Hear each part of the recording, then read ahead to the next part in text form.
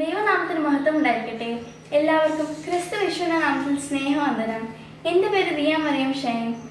ഞാൻ വേങ്ങശാലി മർത്തോമ ഇടവകാങ്കൂർ സൺഡേ സ്കൂളിൽ മധ്യവകുപ്പ് വിദ്യാർത്ഥിയുമാണ്. ഇന്നത്തെ അല്പസമയത്തെ ചിന്തയ്ക്കായി തിരഞ്ഞെടുത്തിരിക്കുന്ന വേദഭാഗം എസ്രാ പ്രവചനം 7-ാം അധ്യായം 21 മുതൽ 28 വരെയുള്ള വാക്യങ്ങളാണ്. നമുക്ക് പ്രാർത്ഥിക്കാം. നിത്യനായ ദൈവമേ, സ്വർഗ്ഗസ്ഥ പിതാവേ, ഇന്ന് ഞങ്ങൾ ചിന്തിച്ചിരിക്കുന്ന തിരുവചനങ്ങളുടെ പൊരുൾ അറിയുവാൻ ഞങ്ങളെ എല്ലാവരെയും ഇടയാക്കണമേ. ആമേൻ. ബാബിലോൺ പ്രവാസത്തിൽ നിന്നുള്ള ഇസ്രായേൽ ജനതയുടെ മടങ്ങിവരവാണ് എസ്രാ പ്രവചനത്തിന്റെ പ്രമേയം. ആദ്യത്തെ മടങ്ങിവരവ് സെരുബാബേലിന്റെ നേതൃത്വത്തിലായിരുന്നു.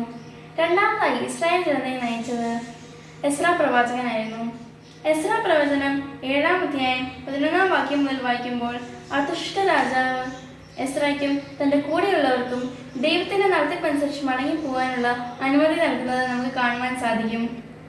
രാജാവ് ഇസ്രായേലിന്റെ ദൈവത്തിന് വഴിപാടുകൾ കഴിച്ചിരുന്നു. തീർച്ചയായും എസ്രായ്ക്ക് രാജകൊട്ടാരത്തിൽ ഒരു നല്ല സാക്ഷ്യമുണ്ടായിരുന്നു എന്ന് നമുക്ക് പറയുവാൻ സാധിക്കും.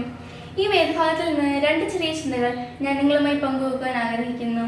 അതിൻ്റെ 23-ാമത്തെ വാക്യത്തിൽ ഇങ്ങനെ എഴുതിയിട്ടുണ്ട്: രാജാവിൻ്റെയും അവൻ്റെ പുത്രന്മാരുടെയും രാജ്യത്തിന്മേൽ ക്രോധം വരാതിരിക്കേണ്ടതിന് സ്വർഗത്തിലെ ദൈവത്തിന്റെ കൽപ്പന പ്രകാരം സ്വർഗത്തിലെ ദൈവത്തിന്റെ ആലയത്തിന് അവകാശമുള്ളതൊക്കെയും കൃത്യമായി ചെയ്യേണ്ടതാകുന്നു. അർത്ഥശിഷ്ട രാജാവിൻ്റേത് ഒരു ജാതീയ ചിന്തയായിരുന്നു. തന്റെ കയ്യിലുള്ള സമ്പാദ്യം കൊടുത്ത് ദൈവത്തെ മഹത്വപ്പെടുത്താം എന്ന് അദ്ദേഹം ചിന്തിച്ചിരുന്നു. അതായത് നേർച്ചക്കാഴ്ചകളിലൂടെയും യാഗങ്ങളിലൂടെയും ദൈവത്തിന്റെ പ്രീതി പിടിച്ചുപറ്റാം എന്ന ചിന്തയാണ് രാജാവിനെ ഭരിച്ചത്. എന്നാൽ ആമോസ് പ്രവചനം 5-ാം അധ്യായം 22 മുതലുള്ള വാക്യങ്ങളിൽ ഇങ്ങനെ എഴുതിയിട്ടുണ്ട്: നിങ്ങൾ എനിക്ക് ഹോമയാഗങ്ങളും ഭോജനയാഗങ്ങളും അർപ്പിച്ചാലും ഞാൻ പ്രസാദിക്കുകയില്ല. തടിച്ച മൃഗങ്ങൾ കൊണ്ടുള്ള നിങ്ങളുടെ സമാധാന യാഗങ്ങളെ ഞാൻ കടാക്ഷിക്കുകയുമില്ല. എന്നാൽ ന്യായം വെള്ളം പോലെയും നീതി പറ്റാത്ത തോട് പോലെയും കവിഞ്ഞൊഴുകട്ടെ.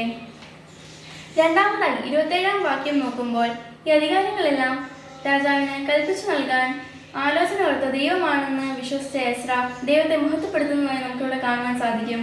അതുപോലെ നമ്മുടെ ജീവിതത്തിൽ നടക്കുന്ന എല്ലാ കാര്യങ്ങളും ദൈവഹിതമാണെന്ന് വിശ്വസിച്ച് ദൈവത്തെ മഹത്വപ്പെടുത്തുവാനും നേട്ടങ്ങൾ സ്വന്തം എടുക്കൊണ്ടല്ല എന്ന് കരുതി ദൈവമുമ്പാകെ താഴ്ത്തി ജീവിക്കുവാനും നമുക്ക് സാധിക്കണം. അങ്ങനെ നമ്മുടെ ജീവിതം കൊണ്ട് ദൈവത്തെ പ്രസാദിപ്പിക്കുവാനും എല്ലാ നന്മകൾക്കും ദൈവത്തിന് മഹത്വം കൊടുക്കുവാനും എല്ലാവർക്കും ഇടയാകട്ടെ എന്ന് ആശംസിച്ചുകൊണ്ട് എൻ്റെ വാക്കുകളെ ഞാൻ നിർത്തുന്നു. ദൈവം നമ്മെ എല്ലാവരെയും അനുഗ്രഹിക്കട്ടെ.